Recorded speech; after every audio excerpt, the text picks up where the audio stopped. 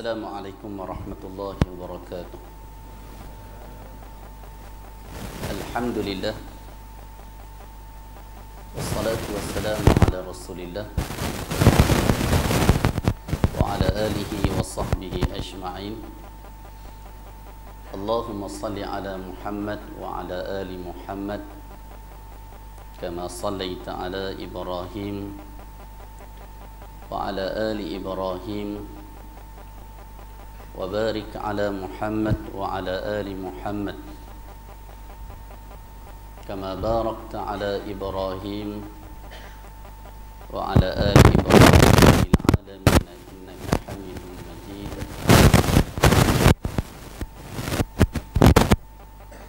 Terima kasih Ustaz Khidir selaku pengacara majlis dan selaku imam di Masjid Al-Muqarrabin Bukit Empiang oleh jawatan kuasa, dan yang berbahagia Tuan Pengarah Jabatan Agama Islam JAIB,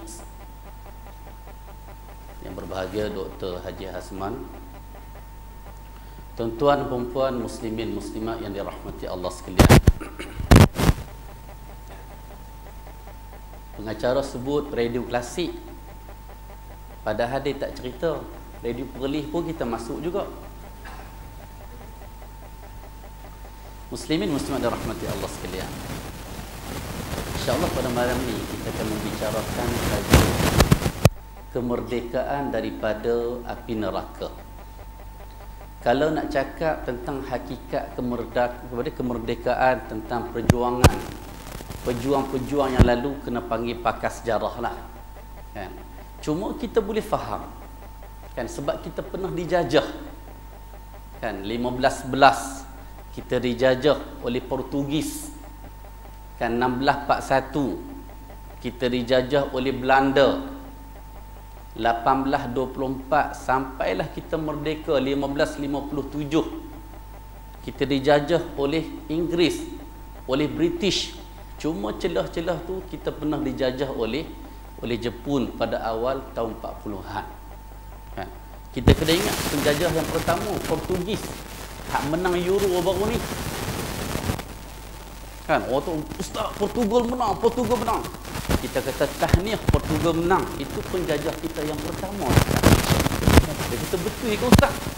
Dia kata Portugis dengan Portugal bukan beza. Portugis dengan Portugal tu sama ya, kan?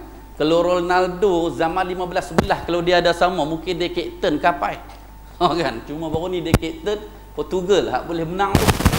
Muslimin muslimat dirahmati Allah sekalian, nak membicarakan tentang merdeka dari sudut merdeka dari api neraka, kita kena faham dulu, kan, apa makna merdeka yang sebenarnya. Apa yang kita faham merdeka? Maksudnya kita bebas daripada penjajahan, kita bebas daripada penindasan, kan? Kita juga boleh faham merdeka bagaimana kita pernah dikawal oleh kuasa asing, dan kita juga boleh faham bagaimana kita pernah dijajah, kita kena ikut telunjuk orang lain, kan? Jadi hakikatnya kemerdekaan yang kita sambut pada 31 Ogos 1957 seolah-olah tanah air kita ni, tanah Melayu kita ni dikembalikan kepada kita, seolah-olah punya lama, berzaman-zaman, dari 1511 dijajah sampai 1957 punya lama kita dijajah. Jadi dari tempoh 1957 sampailah tahun ni 2016 kita dah nak bincang bagaimana kita nak memerdekakan diri kita daripada api neraka. Tadi Tuan Imam baca cantik, kan? Kadang setengah orang imam baca panjang sikit, dia duduk beletiak kat belakang. Ustaz, dia kata imam baca kuliah sudahlah, panjang-panjang sangat. Sekali-sekala kena panjang juga, kan? Disebut dalam hadis riwayat Al-Bukhari bagaimana Nabi pernah baca dalam solat maghrib surah At-Tur. Tu imam baca tadi setengah muka surat je, cantik, kan? Ayat yang dibaca, a'udzubillahi minasyaitanirrajim, ya ayyuhalladzina amanu hal adullukum ala tijaratin tunjikum min azabin alim. Ada kaitan dengan tajuk kita pada malam ni. Allah kata, wahai orang yang beriman, hal adullukum, nak tak aku tunjuk kepada kamu? Allah kata kat kita. Biasa kita duduk dengar hadis ni, Nabi kata kat para sahabat, ni Allah, kalamullah, Al-Quran. Allah kata dekat hamba-hamba yang dia sendiri cipta. Hal adullukum ala tijarah, nak tak aku tunjuk kepada kamu suatu perniagaan, suatu muamalah, suatu jual beli, tunjikum min azabin alim, yang boleh menyelamatkan kamu daripada api neraka. Ni tajuk kita pada malam ni. Muslimin muslimat yang dirahmati Allah sekalian. Ada dua benda yang saya nak sebut, nak sentuh pada malam ni, sebab kita pun nak simpan tenaga kita juga. Kalau habis masa maghrib ni panjang sangat, nanti kita nak dengar forum pula, kan? Forum kita Jalan Sufi Sejati, kan? Nanti insya-Allah tu lepas Isya. Cuma ni antara maghrib Isya ni sebagai tazkirah sempena kita nak sambut kemerdekaan kita. Okey, bila kita sebut nak merdeka daripada api neraka, kalau tadi kita sebut kita merdeka sebab kita bebas daripada beberapa penjajahan. Jadi bila kita nak selamat dari api neraka, sebenarnya kita tak perasan ada penjajah dalam diri kita sebenarnya. Ada penjajah dalam diri kita, kita tak perasan. Penjajah yang pertama, syaitan. Kan, syaitan. Ini penjajah yang pertama. Bagaimana Allah sebut dalam Al-Quran, inna syaitana lakum aduwwun fattakhiduhu aduwwa innama yad'u hizbahu liyakunu min ashabis sa'ir. Allah kata inna syaitana lakum adu. Allah kata sesungguhnya syaitan bagi kamu adalah musuh. Allah sebut dah syaitan musuh kamu. Fattakhiduhu aduwa, hendaklah kamu jadikan musuh kamu sebagai musuh. Hendaklah kamu jadikan syaitan itu sebagai musuh. Sebab apa? Innama yad'u hizbahu, sesungguhnya syaitan dia akan seru hizbahu. Hizb, kita dah dengar Hizbul Islam, kan, parti Islam, kan, Hizbut Tahrir, parti yang nak memerdekakan. Hizbahu ni, hak ni kumpulan, maksudnya setan pun ada parti dia juga. Kan, setan pun ada parti juga. Dia nak tarik ahli-ahli parti dia liyakunu, supaya menjadi ashabis sa'ir, min ashabis sa'ir, supaya jadi ahli-ahli neraka as-sa'ir. Muslimin muslimat dirahmati Allah sekalian. Bila kita bercakap tentang syaitan, kita pernah dijajah, kan, bagaimana Portugis, Belanda, Inggeris, Jepun, mereka ada kekuatan. Kekuatan senjata ini yang utama. Negara sekarang siapa yang canggih dari sudut persenjataan, dia hebat. Dia hebat. Amerika hebat sebab apa? Sebab senjata dia hebat. Britain sebab apa hebat? Senjata dia hebat. Rusia sebab apa hebat? Senjata dia hebat. Negara-negara penjajah yang terdahulu, kan, bagaimana digambarkan zaman Kesultanan Melayu Melaka, Laksmana, ni bukan Laksmana Doremi, kan, ni Laksmana Hang Tuah, kan, zaman Bendahara Tun Perak, cuma selepas luar, kan, zaman selepas tu, kan.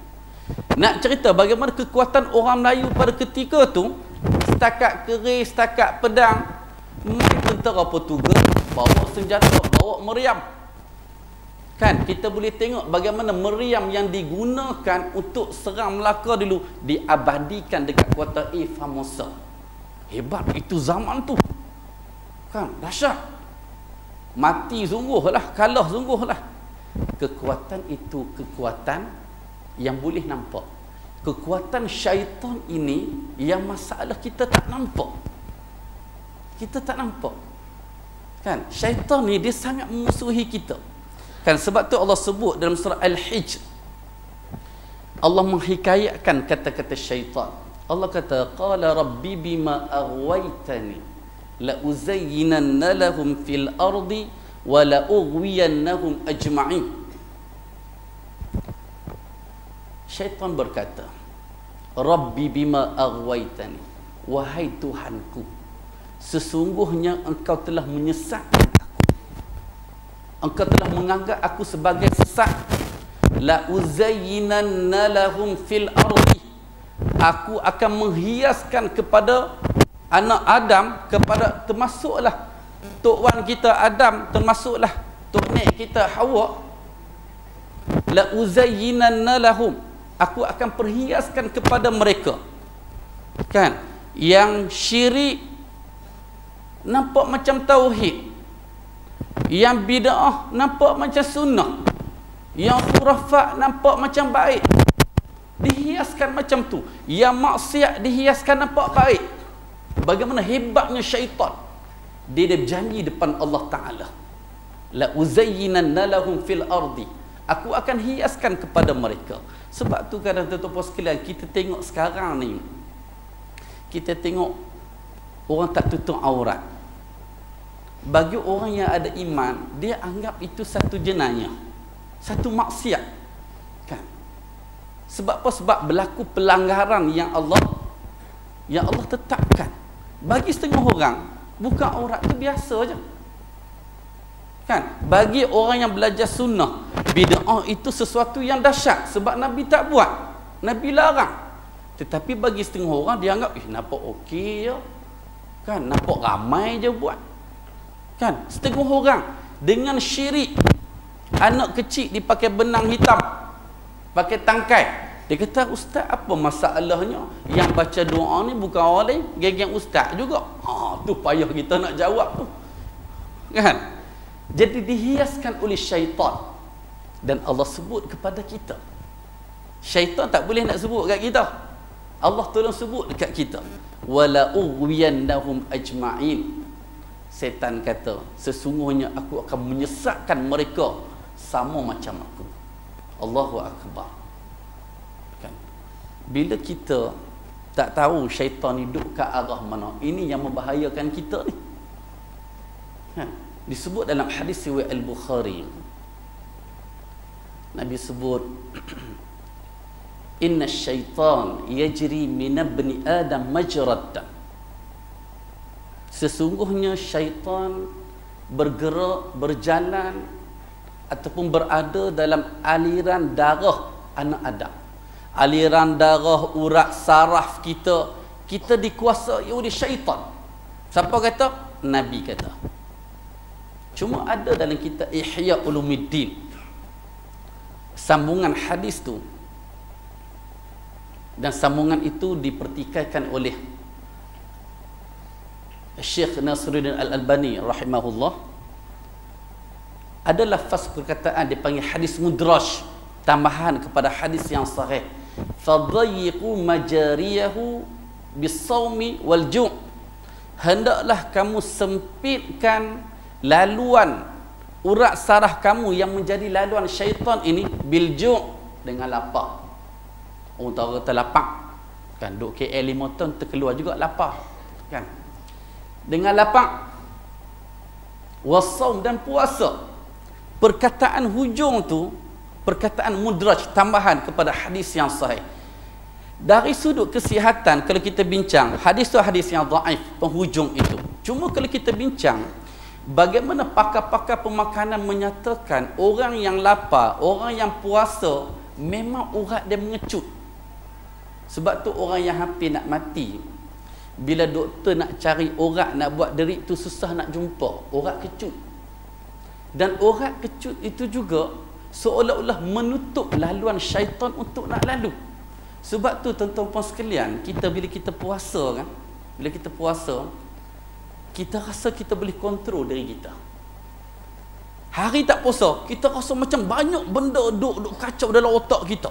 Sat nak buat hak ni, sat nak buat hak ni, semua tak jadi kerja. Hari kita puasa, kita rasa kita boleh kontrol diri kita. nak cerita kepada kita bagaimana laluan syaitan disekat bila kita lapar, bila kita puasa. Sebab tu kaedah, kan, kadang sebahagian ulama dia sebut bagaimana kita nak latih diri kita untuk pergi solat zuhur jemaah kat masjid. Sebab apa zuhur masa bulan Ramadan ramai main sembahyang kat masjid? Sebab lapar. Sebab lapar. Jadi cuba kita buat esok hari Ahad, kita test esok zuhur sama macam malam ni. Malam ni rata tempat ni kan. Cuba kita test, jangan makan sebelum zuhur, makan lepas zuhur, kan? Jadi kerja memang boleh, kita boleh kontrol diri kita. Masa lapar kita boleh baca Quran, masa lapar kita boleh istighfar. Tetapi bila kenyang, kira nak menguap je, kan? Kira nak menguap je. Okey, jadi kita tahu penjajah yang pertama dalam diri kita adalah syaitan. Jadi bila kita buang penjajahan ini, sebab penjajah ni dia janji kat Allah dah.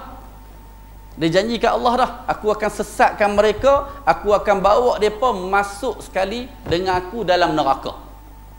Sebab kita bercakap nak merdeka daripada api neraka. Jadi kita kena tahu siapa penjajah kita. Jadi yang pertama penjajah kita adalah syaitan.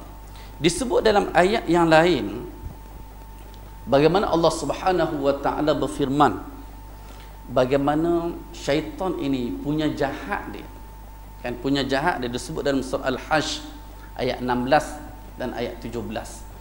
Allah sebut kamathali syaitan idh qala lil insani kfur falamma kafara qala inni bari'um minka inni akhafu Allah rabbal alamin fakana 'aqibatahuma annahuma fin nari khalidain fiha wa dzalika jazaa'uz zalimin. Allah sebut kamathali syaitan, seperti mana syaitan dia berkata kepada manusia, ukfur, kufurlah kamu. Dia nak cari jalan bagi kita ingkar dalam semua perkara. Sama ada kufur dari sudut akidah ataupun kufur nikmat, kufur terhadap apa benda yang Allah bagi dekat kita, dia suruh kita ingkar. Falamma kafara, Allah kata bila manusia ini kufur, qala inni bari'um minka, syaitan ini akan kata kepada orang yang dia jadi penyebab orang itu kufur, dia kata kat orang tu, inni bari'um minka, aku berlepas diri pada kamu. Inni akhafullah rabbal alamin, aku takut Tuhan sekalian alam. Tengok syaitan. Tadi dia suruh kufur. Bila orang tu kufur, dia kata aku berlepas diri. Tetapi Allah kata fakana aqibatahuma, akibatnya kedua-duanya, iaitu syaitan dan orang yang kufur ni, annahuma finnar, kedua-duanya akan dimasukkan ke dalam neraka, khalidaini fiha, kekal di dalam neraka sampai bila-bila. Wa dzalika jazaa'uz zalimin, yang demikian itulah balasan kepada orang yang zalim. Muslimin muslimat dirahmati Allah sekalian. Okey, itu penjajah yang pertama. Kemudian kita nak cakap tentang penjajahan yang kedua. Penjajahan yang kedua ini disebut sebagai an-nafsu, diri kita sendiri. Kan? Dalam diri kita ni banyak ni sebenarnya. Setan pun ada, malaikat pun ada, diri kita sendiri, nafsu kita. Kan kita duduk sendiri ni, duduk cakap seorang-seorang kita. Dia panggil hadisun nafsi, kan, lintasan dalam diri kita. Kan disebut dalam hadis riwayat Al-Bukhari dan Muslim, Nabi kata innallaha tajawaza an ummati ma haddasat bihi anfusuha ma lam ta'mal au tatakallam. Nabi kata sesungguhnya Allah tak ambil kira apa yang berlaku lintasan dalam diri seseorang, sehinggalah dia buat ataupun dia bercakap. Maksudnya lintasan diri kita ni, diri kita, maksud kita sendiri yang cakap. Kan? Diri kita yang cakap. Sebab tu berlaku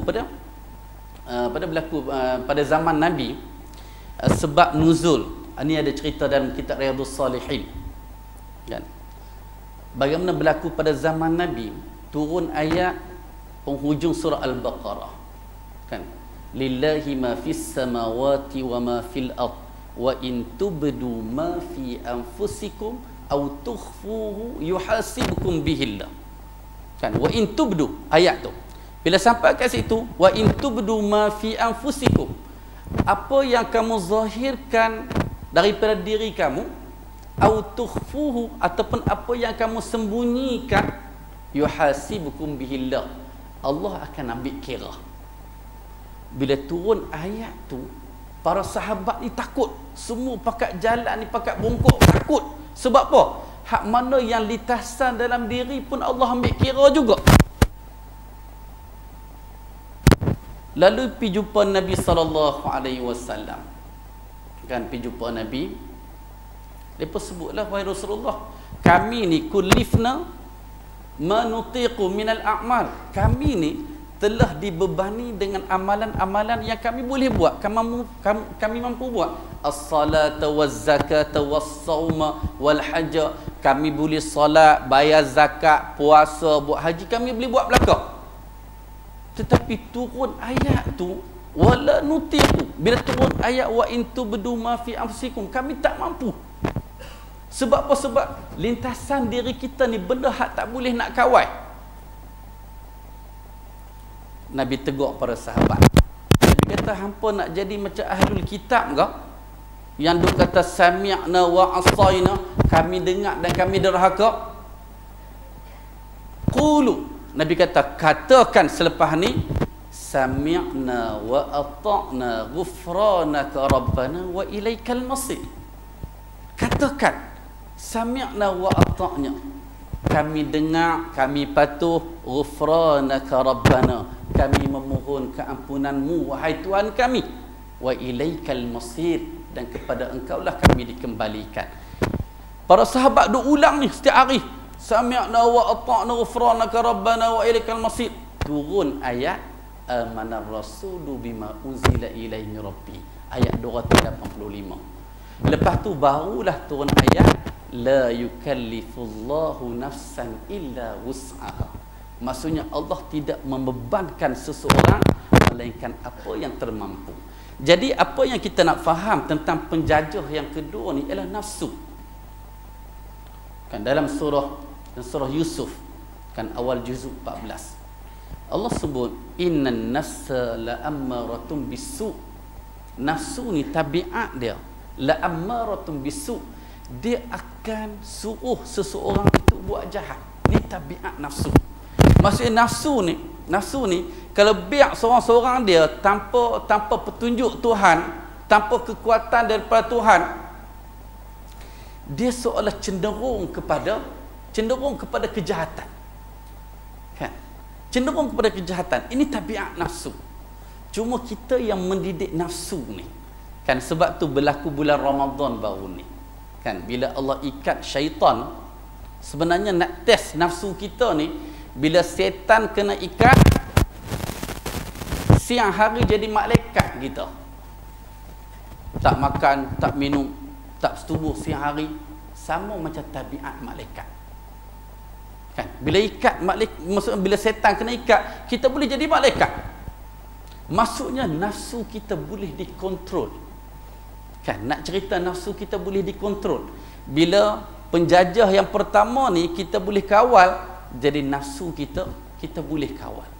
Jadi kalau kita belajar dalam ilmu psikologi, dia ada satu bab dia panggil spiritual intelligence.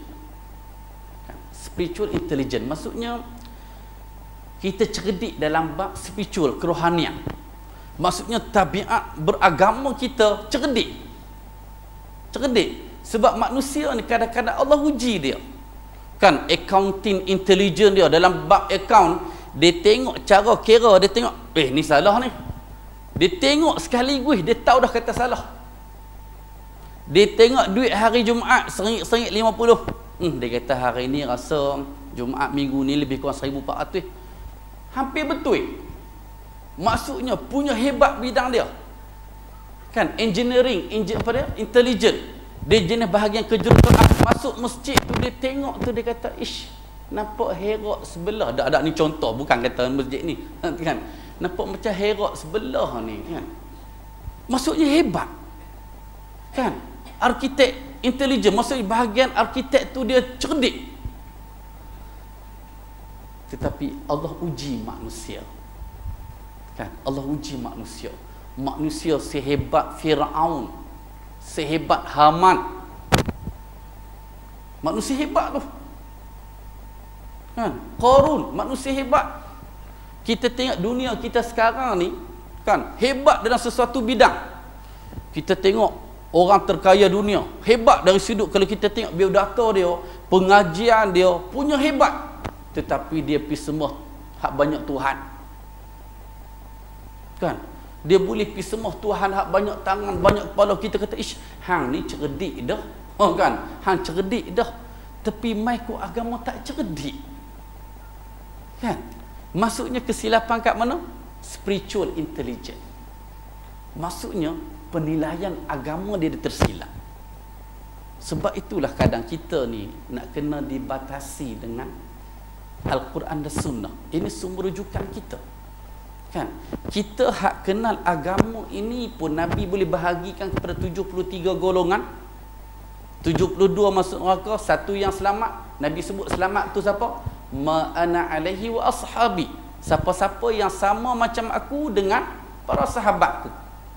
Kan? Karena kita hak sama-sama kita pun kadang salah buat penilaian. Nama ahli sunnah wal jamaah pun kadang-kadang tersalah buat penilaian. Kan?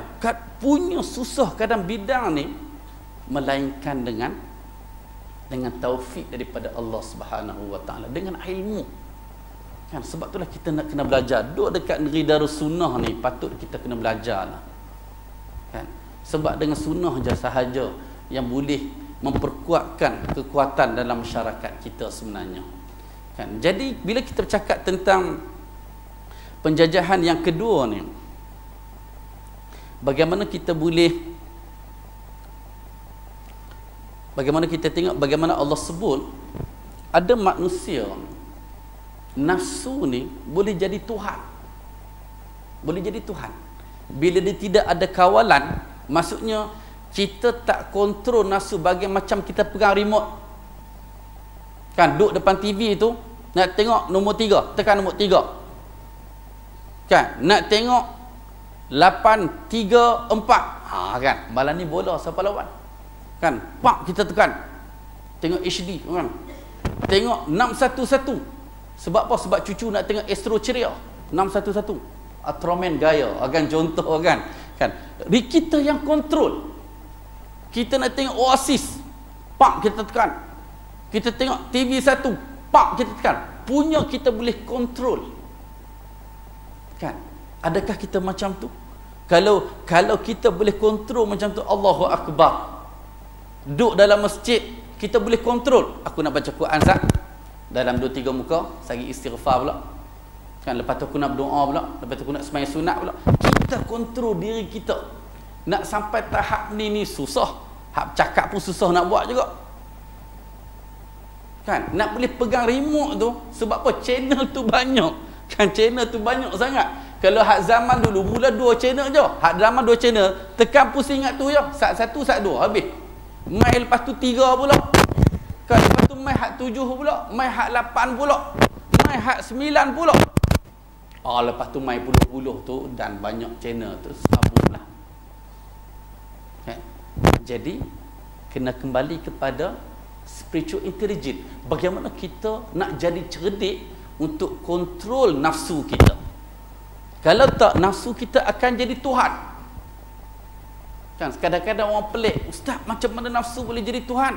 Dah Allah sebut, ada orang dia mempertuhankan nafsu dia, seolah nafsu dia kontrol belaka. Kan Allah sebut dalam surah Al-Jasiyah ayat 23. Kan Allah sebut afara'aita man ittakhadha ilahahu hawa wa adallahu Allahu ala ilm wa khatama ala sam'ihi wa qalbihi wa ja'ala ala basarihi ghishawa faman yahdihi min ba'dillah afala tadhakkarun. Allah kata afara'aita man ittakhadha ilahahu hawa.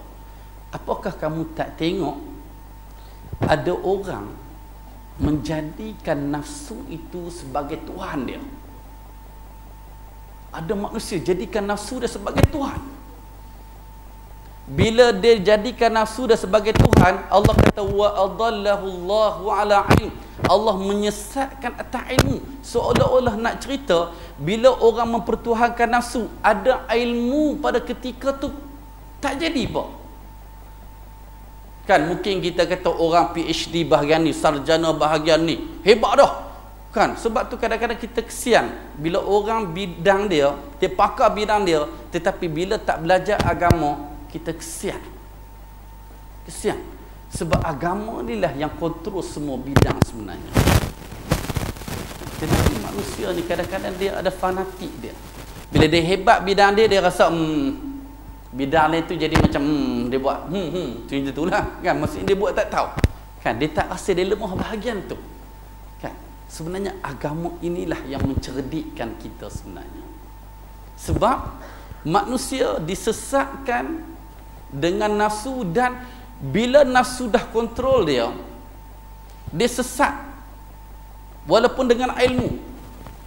Allah kata wa khatama ala sam'ihi wa qalbihi. Pada ketika tu pendengaran dia, jantung hati dia, kita beletiak macam mana pun dah tertutup dah.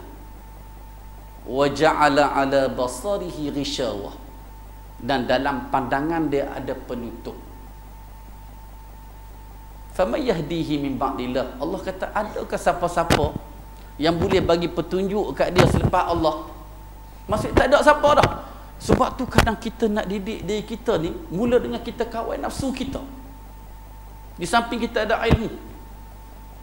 Kan puasa tadi kita sebut bagaimana dengan puasa kita boleh kawal nafsu kita. Cara sistem Ramadan tu patut sebulan itu sebenarnya kita nak kena bawa untuk 11 bulan lagi.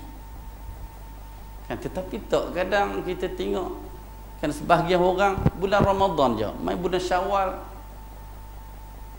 Kan bulan Ramadan mentang-mentang lah hantu kena ikat. Malam raya keluar hantu raya, pakat jadi hantu raya belaka. Oh kan. Jadi kesannya dalam masyarakat kita. Muslimin muslimat yang dirahmati Allah sekalian.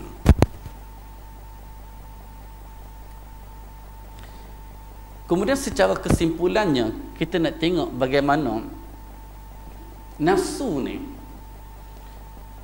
orang boleh, kan bagaimana rumah tangga dimusnahkan sebab nafsu. Kan rumah tangga dimusnahkan sebab nafsu. Bagaimana manusia kita tengok jadi rosak sebab apa? Sebab nafsu. Bagaimana tamadun manusia, bagaimana kerajaan yang memerintah musnah sebab nafsu. Kan benda ni berlaku di depan mata kita. Kan berlaku di depan mata kita. Bagaimana nafsu ni merosakkan manusia. Jadi macam mana kita nak didik? Bagaimana kita nak ni? Masih dengan ilmu. Bila kita tahu dua penjajah ini, yang pertama syaitan dan yang kedua nafsu, dan dua ni saling berkait antara satu sama lain. Syaitan dia nak kawal diri kita, lalu nafsu terpengaruh dengan dia. Sebab nafsu ni kadang dia nak buat keputusan tu, kan dia tengok bagaimana dengan ilham malaikat ataupun dengan bisikan syaitan. Jadi dia berada di tengah-tengah. Dia nak buat keputusan macam mana.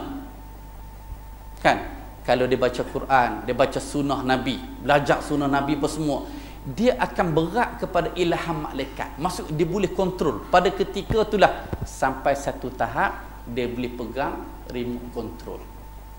Jadi kita nak itulah yang berlaku pada kita, dan mudah-mudahan apa yang kita bincang antara maghrib dan isyak ini supaya kita dapat memerdekakan diri kita daripada daripada api neraka. Dan bila kita tahu dua penjajah ini, jadi kita sentiasa berhati-hati. Negara yang merdeka ada yang dikuasai oleh penjajah semula. Bila dia tak kenal penjajah tu siapa.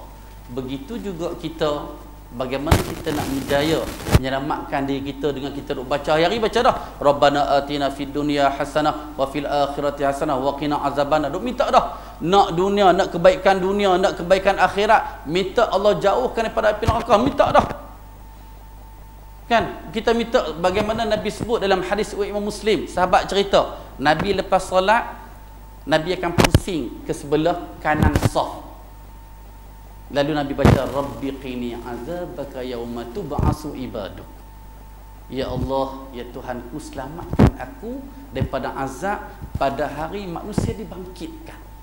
Kan lepas sembahyang bukan tak ada doa, ada doa, ada doa. Kan Nabi pernah baca doa lepas solat. Kan cuma sunnah doa ni secara sendirian.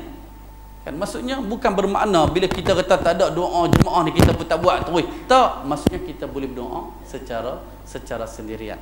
Mudah-mudahan apa yang kita bincang, mudah-mudahan Allah beri satu pengetahuan kepada kita. Dua penjajah inilah yang sentiasa menjajah secara harian setiap saat dalam diri kita. Bila kita tahu dan ini sebagai penjajah kita, inilah salah satu cara untuk menyelamatkan kita daripada kemerdekaan yang sebenar, iaitu merdeka daripada pembebasan api neraka. Wallahu alam. Aqulu qawli hadza wa astaghfirullahal azim li wa lakum. Wa sallallahu ala nabiyyina Muhammad wa ala alihi wa sahbihi wasallam. Assalamualaikum warahmatullahi wabarakatuh.